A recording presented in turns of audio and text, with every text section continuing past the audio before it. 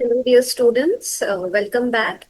Today, I'm back with a new video. आज हम इस वीडियो में डिस्कस करेंगे BCHET 2025 जून का पेपर 147 कोड। ओके, सिंस आप लोगों के exam are very near, exam बहुत पास है, जून वाले अटेम्प्ट के लिए आप लोगों के लिए एक नया वीडियो लेके आई हूँ। चलिए हम शुरू करते हैं जून 147 कोड से। और अगर आप लोगों को अच्छा लगे सो लाइक करिएगा, शेयर करिएगा, सब्सक्राइब करिएगा। Okay, so let us start with our topic that is the code. Right, so this is your question paper. Right, तो ये आपका जो क्वेश्चन पेपर है, पास्ट पेपर है, ये आपका BCHET है, 147 कोड है एंड जून 2025 का क्वेश्चन पेपर है। तो ये 2 घंटे का एग्जाम होता है मिनिमम। आपको मार्क्स इसमें 25 तो लाने ही पड़ता है, लाइक 50% मार्क्स आपको पता है कि हर एग्जाम में नेसेसरी होते हैं। मैक्सिमम मार्क्स 50 मार्क्स का पेपर है। आपको 5 क्वेश्चंस पार्ट ए से अटेम्प्ट करने हैं, 5 क्वेश्चन आपको पार्ट बी से अटेम्प्ट करने हैं और सेपरेट आंसर शीट्स आपको यूज करनी होती है पार्ट ए पार्ट बी के लिए। ठीक है, तो पार्ट ए में organometallic compound and bio inorganic chemistry cover की गई है, जैसे कि आप लोगों को पता होगा कि 4 ब्लॉक्स हैं इसमें। Right, so the first question given to you is, how are organometallic compounds classified on the basis of type of bonding? Explain giving examples। ये 5 मार्क्स का क्वेश्चन है। इसमें पूछा गया है कि ऑर्गेनोमेटालिक कंपाउंड्स को हमने किस किस तरीकों से क्लासिफाई किया है on the basis of type of bonding. तो आपको पता है on the basis of type of bonding का मतलब होता है कि बॉन्डिंग्स बहुत सारे टाइप्स की होती हैं, sigma bonding, pi bonding, right, coordinate bond. So on the basis of type of bonding आपको ऑर्गेनोमेटालिक कंपाउंड्स का क्लासिफिकेशन बताना है। सो ऑर्गेनोमेटालिक कंपाउंड्स होते क्या हैं? ऑर्गेनोमेटालिक कंपाउंड्स वो कंपाउंड्स हैं जिसमें एक मेटल और कार्बन के बीच में बॉन्ड होगा, यहाँ पर बैक बॉन्डिंग होती है। Right, so the bonding depends on whether it is sigma, whether it is pi. So उसके बेसिस पे ये क्लासिफिकेशन है।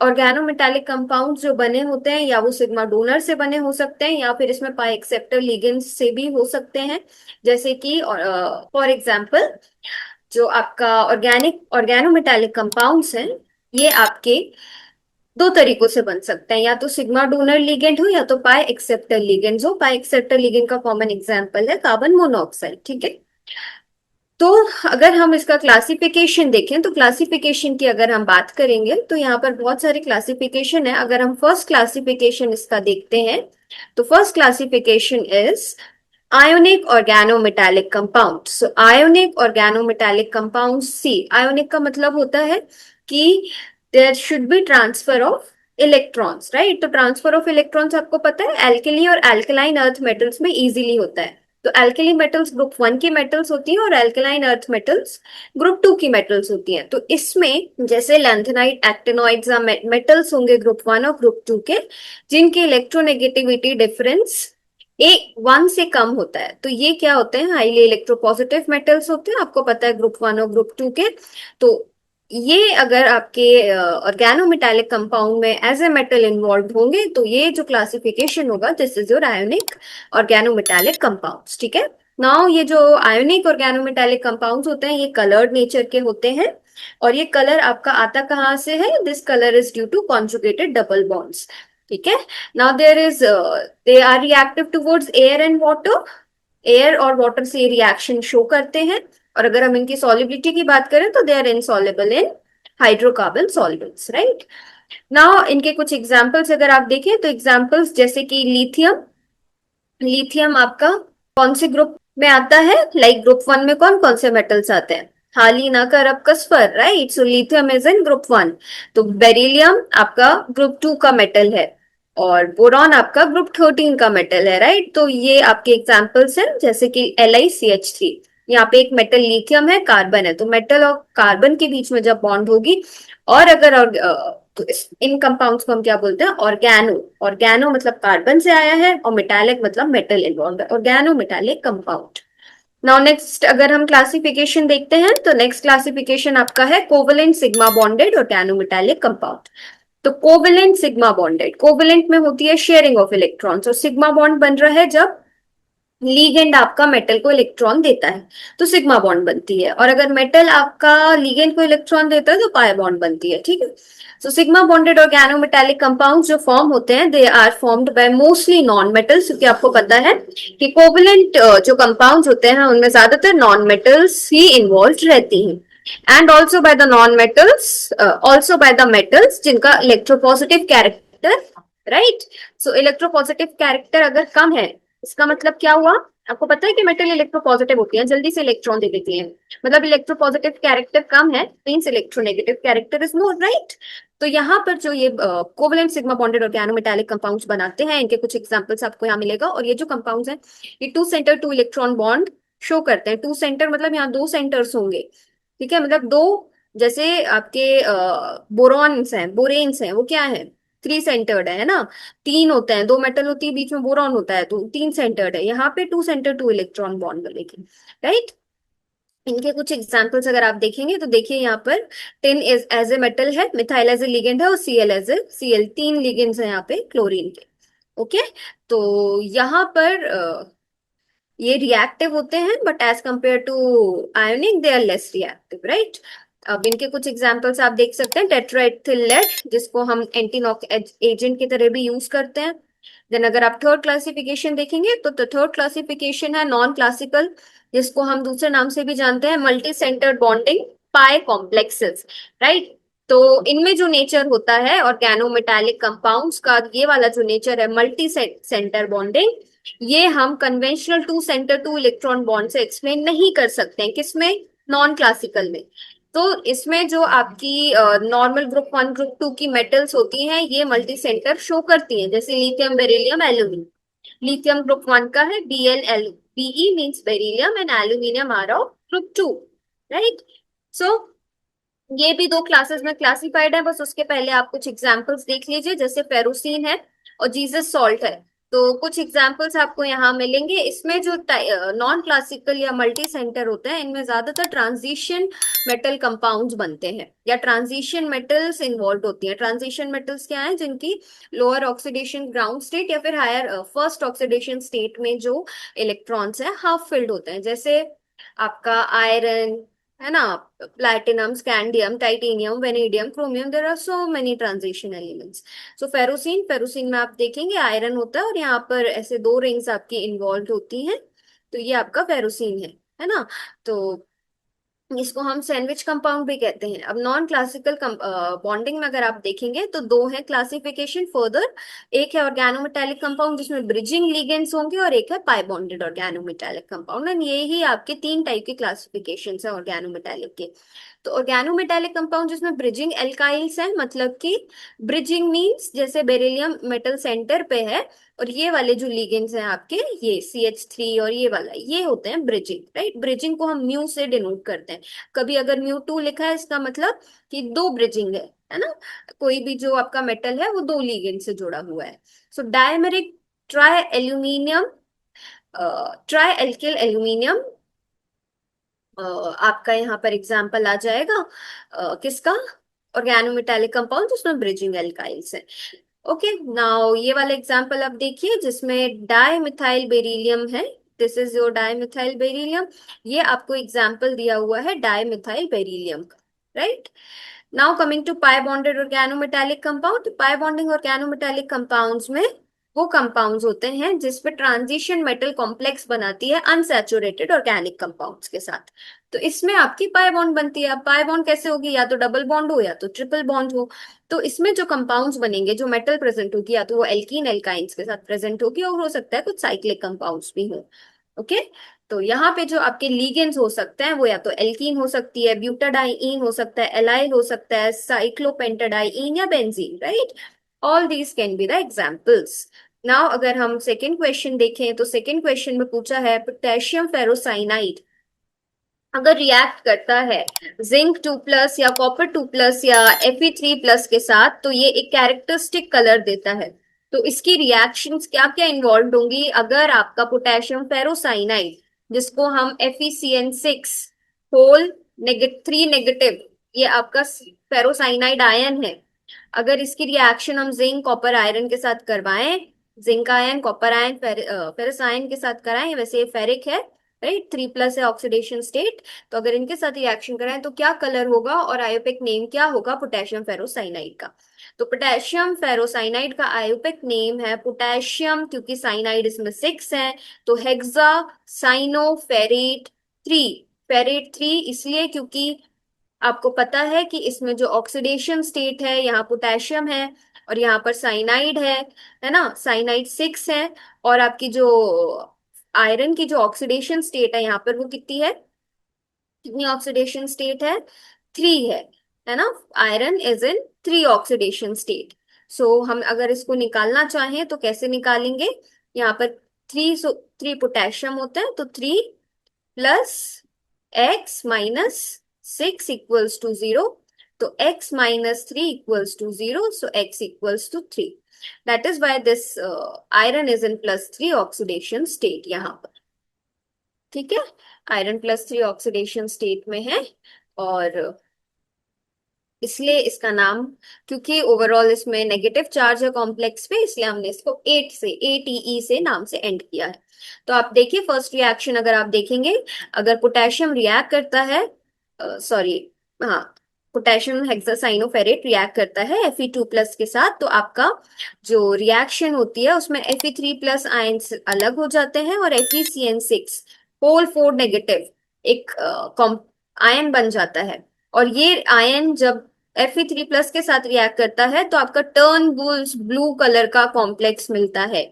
तो ये एक कलर आपको मिला जब आपका फेरोसाइनाइड आयन किसके साथ रिएक्ट करेगा, Fe3+ के साथ। अगर ये जिंक के साथ रिएक्ट करता है तो व्हाइट और ग्रेश कलर का पीपीटी आपको मिलता है, और रिएक्शन ये है जिंक 2+ के साथ अगर पोटेशियम फेरोसाइनाइड आयन रिएक्ट करता है तो आपको ये कॉम्प्लेक्स मिलता है Zn2 FeCN whole 6, right. This is white grey colour, white grey colour का कॉम्प्लेक्स मिलता है। अगर सेम रिएक्शन कॉपर के साथ होती है तो यहाँ पर जो कलर आपको मिलता है, this is a chocolate coloured precipitate of copper ferrocyanide. तो रिएक्शन होगी क्या, यहाँ पर भी Cu2+ रिएक्ट करेगा FeCN6 के साथ जिसमें 4 नेगेटिव है, और यहाँ पर जो आपकी रिएक्शन इन्वॉल्व होगी it will be like this. जो आपका कॉम्प्लेक्स बनेगा ये बनेगा Cu2 FeCN6, ये आपका कॉम्प्लेक्स बनेगा जिसका कलर होगा chocolate, right. This colour will be chocolate, chocolate colour का ये कॉम्प्लेक्स बनेगा। Okay, now coming to third question, जिसमें थर्ड क्वेश्चन पूछा गया है कि अगर आपके पास 18 इलेक्ट्रॉन रूल आप एज ए गाइड यूज करते हैं तो आइडेंटिफाई करिए या फाइंड आउट करिए। 4 आपको यहाँ पर क्वेश्चंस हैं। फर्स्ट की नंबर ऑफ लिगेंड्स कितने होंगे, CO मींस कोबाल्ट मेटल है, CO कैपिटल O और कैपिटल C है, तो ये लिगेंड है कार्बन मोनोऑक्साइड जिसका N है, N नंबर दिया है, मतलब आपको नहीं पता कितने कार्बन मोनोऑक्साइड लिगेंड्स हैं। So this you have to find out. ठीक है, तो नंबर ऑफ CO लिगेंड्स आपको फर्स्ट में फाइंड करने हैं, then number of metal metal bonds इस कॉम्प्लेक्स में कितनी होंगी, 3D मेटल क्या होगा, चार्ज क्या होगा। तो फर्स्ट क्वेश्चन से हम स्टार्ट करते हैं कि नंबर ऑफ लिगेंड्स हम कैसे निकालेंगे। ठीक है, तो नंबर ऑफ लिगेंड निकालने के लिए सबसे पहले आपको चाहिए टोटल वैलेंस इलेक्ट्रॉन काउंट। तो टोटल वैलेंस इलेक्ट्रॉन काउंट को हम TVE से भी लिख देते हैं। Now you should know that कि कोबाल्ट का जो एटॉमिक नंबर होता है वो क्या होता है, scandium titanium vanadium chromium manganese iron cobalt, तो 27। अगर इसका एटॉमिक नंबर 27 है तो इसका कॉन्फ़िगरेशन हो जाएगा 4s2 3d7। ठीक है, अब आपको सेटिस्फाई करना है 18 इलेक्ट्रॉन रूल। अब आपको पता होना चाहिए कि अगर कोबाल्ट सिंगल होता तो हम इक्वल्स टू में 18 लिखते। अब इक्वल्स टू में हमने यहाँ 36 इसलिए लिखा है क्योंकि आपके पास कोबाल्ट 2 है। ठीक है, तो 2 कोबाल्ट हैं, तो आपने यहाँ पर 18 2 36 हो गया, right. So how we will calculate, you know that this is your complex CO2 and CON. So 2 cobalt ion plus NCO are there, they will satisfy 36, they will follow the 36 electron rule, right? So how now we will do, now you know that 7 plus 2 is what, how many total electrons are there in the cobalt, 7 plus 2 9, so 9 into 2 plus NCO equals to 36. So how it will be done? 9 twos are 18. So 18 plus this will become, now you know that one carbon monoxide gives 2 electrons. So N will give 2n electrons, right? So this will become 18 plus 2n equals to 36. So 2n ho jayega equals to 18. So N will become 8. So what will be the formula? The formula of this compound will be, like, how many ligands are there? The overall formula ban jayega CO2CO8. This is your number of CO ligands 8, and this is your complete formula. Then next question, coming to the second question, that is your number of metal-metal bonds in this complex. So if you will talk about number of metal-metal bonds, इसका एक formula fixed है, 18 into n. N means number of electron minus total valence electron upon 2. इससे आपको K की value मिल जाएगी. K represents number of metal-metal bonds in a complex. So 18 into 2, because 18 into 4, it will become, क्योंकि आपको यहाँ पर N की जो वैल्यू दी हुई है, एन की जो वैल्यू होती है बेटा, वो N equals to how many metals are there, right? So N, how many metals are there? 4 metals are there. So there should be one correction. यहाँ पर आपका 18 इंटू 4 आ जाएगा, and 18 into 4 minus total valence electron count. So because you know that there are cobalt 9 electrons देता है, so 9 fours are, right? Plus cobalt आप जो ये होता है कार्बन मोनोऑक्साइड, कार्बन मोनोऑक्साइड आपके कितने इलेक्ट्रॉन्स देता है? कार्बन मोनो ऑक्साइड आपके 2 इलेक्ट्रॉन्स देता है upon 2. So this you will calculate, and from this you will be able to find out. So 18 into 4, it will become 72. 72 minus 9 into 4, 36 plus 24, it will become 60. So you will subtract 60. So it will become 72 minus 60. It will become 12 and 2. So 6. So the K will be equals to 6, right? There is some miscalculation here. इसको मत देखिए, जो मैंने calculate किया हुआ है यहाँ पर, आप इसको चेक कर लीजिए. So this will become K equals to 6, right? K equals to 6. यहाँ पर आपका total valence electron will be, cobalt में आ जाएंगे आपके 9 इंटू 4, एंड यहाँ आपका आ जाएगा 12 इंटू 2.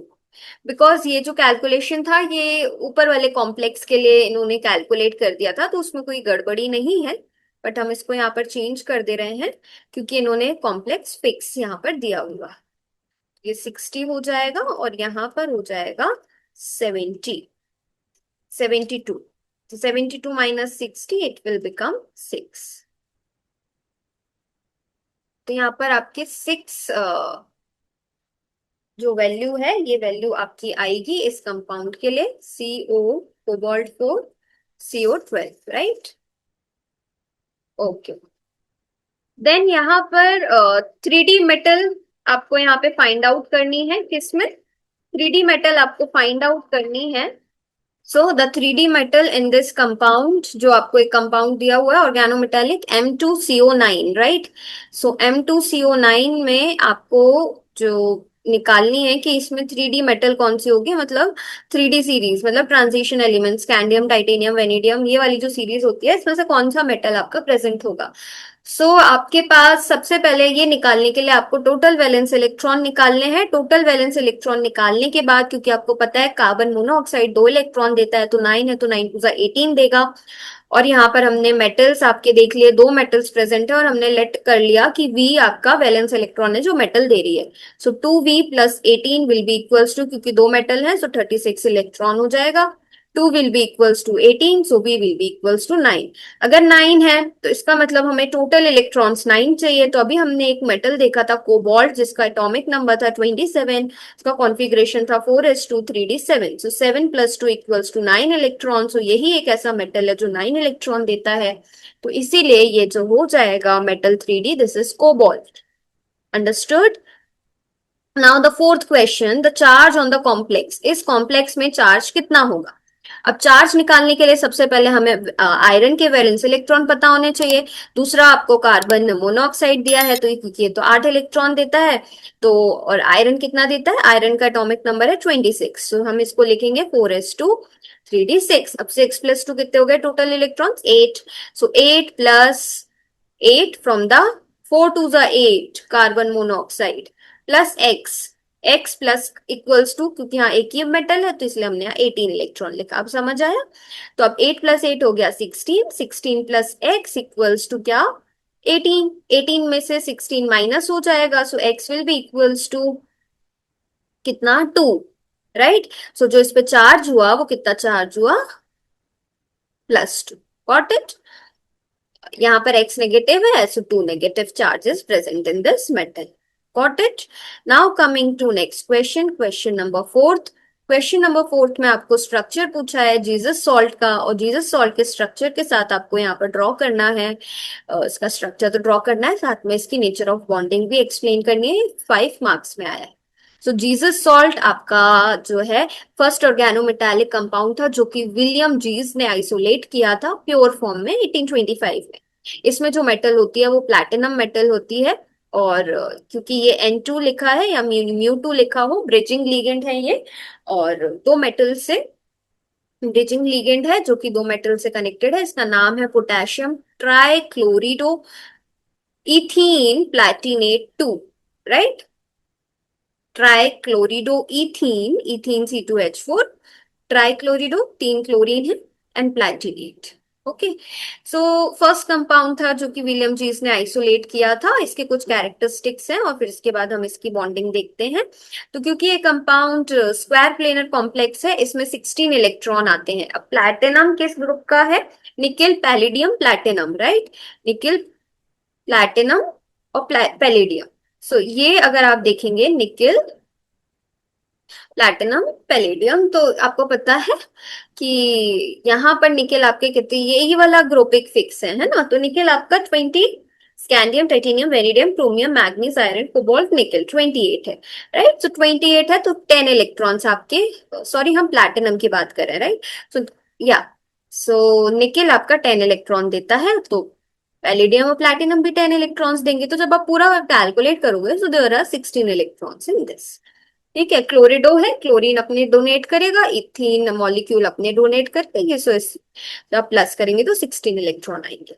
अब यहाँ पर अगर आप एक बार इसका स्ट्रक्चर देखेंगे, so this is your structure of Zeise's salt. So देखिए, प्लैटिनम सेंटर पे है, 3 क्लोरीन है, और ये इथीन है ना? इथीन है, और यहाँ पर एक पाई बॉन्ड है। एक पाई बॉन्ड आपके 2 इलेक्ट्रॉन्स देगी आपको। सो क्या होगा यहाँ पे? प्लैटिनम Cl बॉन्ड जो है, प्लैटिनम और क्लोरीन। अब ये जो डैश वाली बॉन्ड है और जो वेज है, डार्क वाली बॉन्ड जो है ये हमारी तरफ आ रही है बाहर, और ये जो है ये पीछे है ना? जैसे ये पेज है तो पेज के पीछे और पेज के सामने, तो मेरे सामने जो आ रही है ये डार्क वाली बॉन्ड, इसको हम बोलते हैं वेज। ये वाली जो बॉन्ड है आपकी डैश वाली बॉन्ड से, ये पीछे जा रही है। तो यहाँ क्या हो रहा है? प्लैटिनम क्लोरीन बॉन्ड जो है आपकी ट्रांस में है, किसके? इथीन की ट्रांस में है। और ये जो बॉन्ड है प्लैटिनम Cl वाली, it is longer, it is longer than which bond? Then the cis platinum Cl bond. Okay, so platinum Cl bond जो कि cis पोजीशन पे है, it is shorter, and जो trans पोजीशन पे it is longer. 4 hydrogens जो हैं they are away from the platinum. अगर अब हम कार्बन एटम्स की बात करें, तो कार्बन एटम्स का जो डिस्टेंस है इथीन में, इन दोनों का डिस्टेंस सेम डिस्टेंस पे है प्लैटिनम से। कार्बन कार्बन का डिस्टेंस यहाँ दिया है 137.5 picometre, and it is slightly longer than the value found in the free ethene, क्योंकि फ्री इथीन में there is nothing like interaction between anything. Right? Carbon carbon बस प्रेजेंट है, but यहाँ platinum के साथ इंटरैक्शन हो रहा है। राइट? नेक्स्ट आप देखेंगे कि कार्बन कार्बन बॉन्ड लेंथ जो है ओवरऑल अगर हम देखें तो इंक्रीज करती है कॉम्प्लेक्स में, but it is again accompanied by, किस में डिक्रीज होगा? डिक्रीज होगा C double bond C stretching frequency में। राइट? जब आपने ये ऑर्गेनोमेटालिक कंपाउंड पढ़ा होगा, तो मैंने इसके वीडियोस आप डले हुए हैं, प्लेलिस्ट भी बनी हुई है, आप उसमें देखेंगे एक ऑर्डर होता है फॉलोड बाय अलग अलग कंपाउंड्स के लिए फ्रीक्वेंसी जो होती है म्यू CO, डिक्रीज करती, चेंज करती जाती है, ना डिक्रीज करती है। So carbon carbon double bond जो है जीसस सॉल्ट में, ये परपेंडिकुलर है प्लैटिनम Cl3 से, राइट। ये जो इथीन है दिस इज परपेंडिकुलर, मतलब ये देखिए यहाँ पे 90 डिग्री का एंगल बन रहा है, ये स्ट्रेट है तो ये ऐसा है, राइट। अगर सी डबल बॉन्ड सी है और ये ऐसा है तो आपका परपेंडिकुलर यहाँ पर 90 डिग्री का एंगल बन रहा है, इसीलिए जो बॉन्ड फॉर्म हो रही है, hence the bond from the platinum to ethene, right, ये platinum से ethene तक की bond goes through the C double bond C bonding, इसलिए ये bonding होती है। and the ethene molecule as a result gets deformed, मतलब थोड़ा सा इथीन मॉलिक्यूल में डिफॉर्मेशन आ जाता है, इसकी वजह से क्या होता है, hydrogens away from the molecule होने लगते हैं। और आप ये भी देखेंगे कि हाइड्रोजन और Cl में एज सच कोई इंटरेक्शन नहीं है क्योंकि ये परपेंडिकुलर पोजीशन पे है, इसीलिए यहाँ पर ये बॉन्डिंग आसान हो जाती है प्लैटिनम और इथीन के बीच में, right. So this is about Jesus salt, जो आपको अच्छे से लिखना है, स्ट्रक्चर ड्रॉ करना है। नेक्स्ट क्वेश्चन बेटा आता है, 3 डिफरेंसेस पूछे गए हैं मायोग्लोबिन और हीमोग्लोबिन में। तो ये मैंने आपको ग्लोबिन चेन का रोल भी पूछा है, तो मैंने आपको यहाँ पर जो डिफरेंसेस हैं, कम से कम 5-6 डिफरेंसेस यहाँ लिख दिए हैं। आपको जो डिफरेंसेस याद रहे आप वो एग्जाम में लिख सकते हैं। सबसे पहला पॉइंट है कि हीमोग्लोबिन एक टेट्रामर है, इसलिए यहाँ पर 4 सब यूनिट्स हैं, दोनों में ही आयरन मेटल प्रेजेंट होती है, बट ये एक टेट्रामर है, ये एक मोनोमर है, 1 सब यूनिट इज प्रेजेंट। हीमोग्लोबिन के स्ट्रक्चर में कंस्ट्रेंट है, कंस्ट्रेंट इलेक्ट्रोस्टैटिक इंटरैक्शन की वजह से है, क्योंकि यहाँ ये एक टेट्रामर है, तो इंटरैक्शन होता है तो कंस्ट्रेंट आ जाता है। बट अगर आप मायोग्लोबिन देखेंगे तो मायोग्लोबिन में कोई भी कंस्ट्रेंट नहीं, राइट। देन अगर आप थर्ड पॉइंट देखें तो जो हीमोग्लोबिन है सिर्फ और सिर्फ हाई पार्शियल प्रेशर पे ही ऑक्सीजन को टेकअप करता है, बट मायोग्लोबिन किसी भी प्रेशर पे ऑक्सीजन से बाइंड कर सकता है। दूसरा, नेचर ऑफ कर्व अगर आप देखेंगे पार्शियल प्रेशर के बीच में जो हम एक्स एक्सेस पे लेते हैं और सैचुरेशन परसेंटेज जो हम वाई एक्सेस पे लेते हैं, उसका जो कर्व होता है वो सिग्मोइडल होता है, एस शेप का कर्व होता है। बट अगर आप ये वाला कर्व देखेंगे तो ये हाइपरबोलिक कर्व होता है, ठीक है, हाइपरबोलिक कर्व होता है। और यहाँ पर आप देखेंगे फोर्थ पॉइंट, तो ये सिग्मोइडल होता है हीमोग्लोबिन में। देन फिफ्थ पॉइंट देखेंगे तो यहाँ पर एक यूनिट से जब ऑक्सीजन बाइंड करती है तो दूसरी यूनिट्स भी ऑक्सीजन बाइंड करने के लिए कोऑपरेशन शो करती हैं, जल्दी ही बाइंड होने लगती है, इस इफेक्ट को हम कहते हैं कोऑपरेटिव इफेक्ट। बट मायोग्लोबिन में ऐसा कोई कोऑपरेटिव इफेक्ट नहीं देखा जाता है। देन अगर आप 6 पॉइंट देखेंगे तो जो एफिनिटी होती है हीमोग्लोबिन की ऑक्सीजन के लिए, वो एक कंपाउंड कंट्रोल करता है जो कि आरबीसीज में प्रेजेंट होता है, उस कंपाउंड का नाम है 2,3 डाइफॉस्फो ग्लिसरेट, इसको हम डीपीजीबी कह देते हैं कभी कभी। सो जो टोटल हीमोग्लोबिन होता है उसकी 2,3 डीपीजी के लिए एफिनिटी कम है, इसमें अगर हम एडल्ट हीमोग्लोबिन से कंपेयर करें तो। बट जो इसकी एफिनिटी होती है ऑक्सीजन के लिए वो ज्यादा है, ठीक है। सो इसकी वजह से इजी जो होता है transfer of oxygen from the mother's womb to the baby, it occurs easily. किसका ट्रांसफर, ऑक्सीजन का ट्रांसफर, क्योंकि टोटल हीमोग्लोबिन की एफिनिटी 2,3 डीपीजी के साथ कम है ना। और जो एफिनिटी हीमोग्लोबिन की है ऑक्सीजन के साथ वो डीपीजी कंट्रोल करता है। टोटल हीमोग्लोबिन की एफिनिटी अगर डीपीजी के लिए कम है, अगर हम एडल्ट हीमोग्लोबिन से कंपेयर करें, तो क्या हो जाएगा, टोटल हीमोग्लोबिन की एफिनिटी ऑक्सीजन के लिए बढ़ जाएगी, ठीक है। Now this myoglobin is found in muscles. Then the last point, seventh point is affinity जो होती है हीमोग्लोबिन के लिए वो पीएच डिपेंडेंट होती है, but myoglobin is not affected by pH, या पीएच इंडिपेंडेंट होता है मायोग्लोबिन। अब अगर हम बात करें ग्लोबिन चेन की, किस लिए ग्लोबिन चेन की अगर हम बात करते हैं कि क्या रोल होता है ग्लोबिन चेन का, तो ग्लोबिन चेन जो है वो एक हाइड्रोफोबिक एनवायरनमेंट बना के रखती है, राइट। ये हाइड्रोफोबिक एनवायरनमेंट जरूरी है, अगर ये हाइड्रोफोबिक एनवायरनमेंट नहीं होगा, ग्लोबिन चेन नहीं होगी, तो Fe2+ Fe3+ में कन्वर्ट हो जाएगा। और अगर Fe2+ Fe3 में कन्वर्ट हो गया तो ये बना लेगा हेमेटिन, एंड हेमेटिन इज फेटल, राइट। ये डेथ, अगर हमारी बॉडी में हेमेटिन बन गया तो इससे डेथ हो जाती है किसी भी इंडिविजुअल की। So this is the role of globin chain that you can write in your own words also, that globin chain provides the hydrophobic environment. If globin chain will not be there, then Fe2 plus will convert into Fe3 plus, and इसकी वजह से क्या होगा, इसकी वजह से आपका हिमैटिन बन जाएगा जिसमें Fe3 प्लस होता है, और इसकी वजह से आपकी बॉडी में ऐसी कंडीशन होने लगेगी कि ट्रांसफर ऑफ ऑक्सीजन नहीं होगा and it leads to a fatal condition.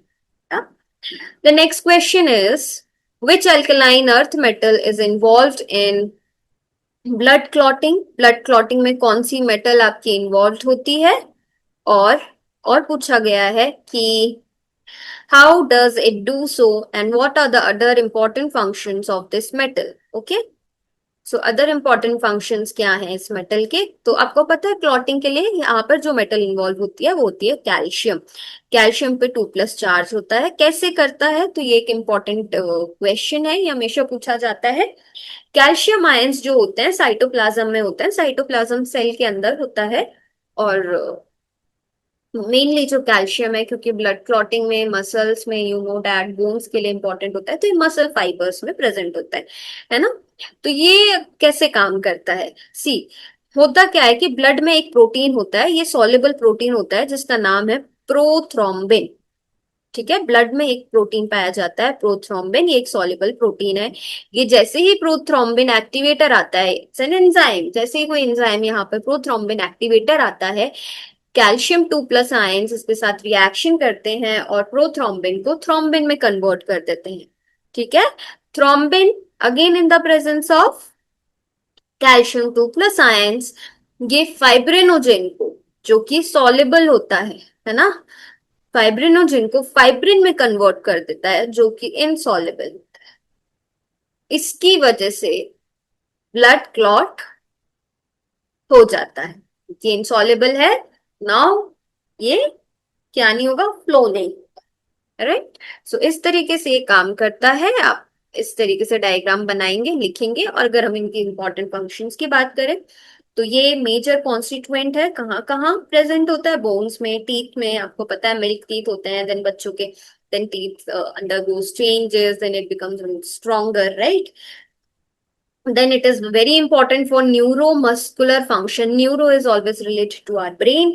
Neuromuscular function, क्योंकि आपको पता है स्पाइनल कॉर्ड, ब्रेन और हमारा पूरा बैक, पूरी बॉडी की नर्व सब कनेक्टेड होती हैं. एक सीएनएस होता है, सेंट्रल नर्वस सिस्टम, और एक पीएनएस होता है. तो न्यूरोमस्कुलर फंक्शन के लिए कैल्शियम इंपॉर्टेंट है. Intra neuronal transmission, intra neurons के अंदर जो आयंस का, सिग्नल्स का ट्रांसफर होता है, उसमें भी कैल्शियम जरूरी है. सेल मेम्ब्रेन की इंटीग्रिटी और ब्लड कोएगुलेशन के लिए कैल्शियम इंपॉर्टेंट है. कैल्शियम बोन्स में प्रेजेंट होता है और कंटिन्यूअसली सॉल्युबलाइज होता है, घुलता रहता है, and redeposited in our body to about 400 milligrams per day. इतना कैल्शियम हमेशा डिपॉजिट होता रहता है घुलने के बाद. So the calcium concentration in plasma is closely around 100 milligrams per liter by means of two hormones. तो इसको जो कंट्रोल करते हैं, दो हार्मोन्स कंट्रोल करते हैं इसको. First is your parathyroid hormone and the other one is calcitonin. Together ये जो दोनों हार्मोन्स हैं, ये बिल्डिंग एंड मोबिलाइजिंग किसके, बोन के स्ट्रक्चर को हेल्प करते हैं, इन building and mobilising the bone structure. Got it? So this is your next question. Next question is, write the toxic effects of lead+2 ion, and इसके sources क्या होते हैं? What are the sources of lead pollution? Give a suitable antidote for lead poisoning. So the sources of lead, right? Lead is Pb+2. lead हमारी body में food से, air से, water से आ सकता है, एंटर कर सकता है. अगेन आपको पता है कि फैक्ट्रीज से जो एमिशन होता है वो भी लेड उसमें प्रेजेंट होता है. मैन्युफैक्चरिंग बैटरीज, चिप्स में भी लेड प्रेजेंट होता है. हम अपने पेट्रोल में, लाइक गाड़ी में जो पेट्रोल डलवाते हैं, व्हीकल्स में पेट्रोल यूज करते हैं, उसमें एंटी नॉक के एजेंट फॉर्म में हम लेड यूज करने लगते हैं. तो लेड वहां से भी इमिट होता है, जैसे टेट्राएथिल लेड मैंने आपको ऊपर वाले क्वेश्चन में भी बताया था. Tetraethyl lead earlier was used in gasoline. Gasoline किसमें प्रेजेंट होता था? एग्जॉस्ट गैसेस में, ऑटोमोबाइल्स के। और वहां से ये as a source of lead हमारे एनवायरनमेंट में आने लगा। लेड आपको पता है पेंट्स में और पिगमेंट्स में भी प्रेजेंट होता है, तो वहां से भी लेड हमारे एनवायरनमेंट में आता है। अब इसका टॉक्सिक इफेक्ट क्या है? तो टॉक्सिक इफेक्ट की बात करें हम, तो टॉक्सिक इफेक्ट ये है कि लेड जो है सॉफ्टर टिश्यूज में, सॉफ्टर टिश्यूज जैसे हमारा हार्ट है soft tissue, right, soft tissues में और ब्लड स्ट्रीम में इजिली पास ऑन हो जाता है। लेड 2+ की जो एफिनिटी होती है एंजाइम्स में, आपको पता है एसएच ग्रुप होता है, थायोल ग्रुप। थायोल ग्रुप से बहुत ज्यादा एफिनिटी होती है और ये उससे जल्दी से बाउंड कर लेता है और एंजाइम्स को डीएक्टिवेट कर देता है। So this is very very toxic effect of lead, right. Then आपको लेड का जो आपकी बॉडी में सिग्नल मिलेगा, दैट इज आपको क्या क्या फील होने लगेगा? आपको फील होगा कि आपका डाइजेस्टिव सिस्टम अफेक्ट हो रहा है, nervous system, other organs and muscular pain and several vomiting, all these are the symptoms of some, not basically you will come to conclusion कि लेड की ही टॉक्सिसिटी है, but these are the initial symptoms, right? जब इसके और भी toxic effects आप देखेंगे तो they are very dangerous, right. अगर आप इसका अमाउंट देखेंगे तो ब्लड में ये माइक्रोग्राम्स पर लीटर में एक्सप्रेस होता है या माइक्रोमोल्स पर लीटर में एक्सप्रेस किया जाता है। देन लेड जो होता है it affects the biosynthesis of bones also, क्योंकि जो लेड 2+ है वो कैल्शियम 2+ को इजिली रिप्लेस कर देता है, एंड अगर रिप्लेस कर देगा तो फिर बोन सिंथेसिस इजिली नहीं हो पाएगी या प्रोटीन्स नहीं बन पाएंगे। डिपोजिशन जो होता है लेड का अगर ब्रेन में हो जाता है तो ब्रेन डैमेज होता है। Kidney liver intestinal damage is also there from the lead. Biochemical effect जो है it has attributed to the influence with the haemoglobin, right. अगर हीमोग्लोबिन की सिंथेसिस में प्रॉब्लम होगी तो हिमेटोलॉजिकल डैमेज होगा, ठीक है, हिमेटोलॉजिकल डैमेज होगा। एंड यहाँ पर जो एएलए है, एएलए एक एसिड है जिसका नाम है अमीनो लेव्युलिनिक एसिड, राइट। इसका फॉर्मेशन लेड कम करने लगता है और अगर इसका फॉर्मेशन कम होता है तो ये जो कन्वर्जन होता है इसका अनादर एक कंपाउंड है पोर्फोबिलिनोजन, वो रुक जाता है। एएलए का प्रोडक्शन कम करता है लेड और इसका कन्वर्जन टू पोर्फिलोबिनोजन इज इनहिबिटेड, ठीक है। पोर्फोबिलिनोजन इनहिबिट होने लगता है। लेड जो है एएलए एंजाइम को डीएक्टिवेट कर देता है। एएलए एंजाइम क्या है? एएलए डिहाइड्रेस, इसको डीएक्टिवेट कर देता है and there is overall disruption in the synthesis of haemoglobin. और भी पिगमेंट्स हैं जैसे साइटोक्रोम्स। देयरफॉर जो अगर हीमोग्लोबिन की डेफिशिएंसी होगी तो आपको पता है ब्लड की कमी होगी और एनीमिया होगा, राइट। सो अगर हम इसको रिमूव करना है, so method of removal of lead from the body is tough, but हम इसका कोऑर्डिनेशन कंपाउंड बना के इसको रिमूव या एक्सक्रीट करवा सकते हैं। सो कॉमन एंटीडोट अगर आप यूज करना देखें कि कौन सा एंटीडोट हमें यूज करना चाहिए, तो आप calcium sodium salt of EDTA use कर सकते हैं।